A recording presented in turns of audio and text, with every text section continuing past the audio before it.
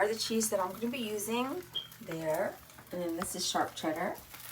So once I put this on, I'm going to flip it and then take it off the heat. See that?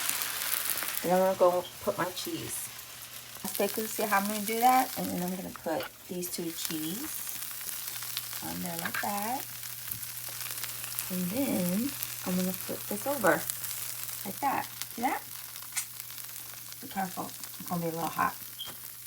And then I'm going to toast it, put it aside, and I'm going to bring that back over to continue melting the cheese, okay? Then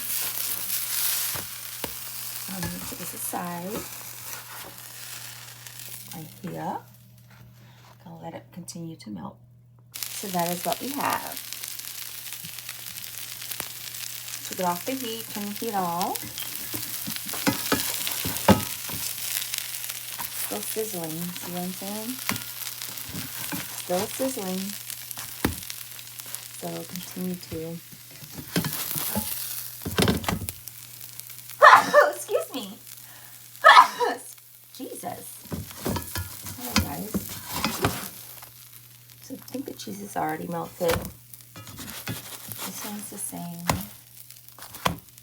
Oh, I'm gonna put that a little bit more on the back, but yeah. And there you go. And I'm gonna set up the plate in a second, but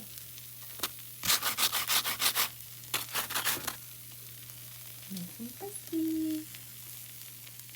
I don't want it too crispy, but I like it, you know.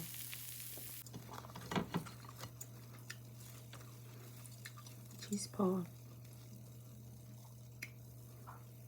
Yes.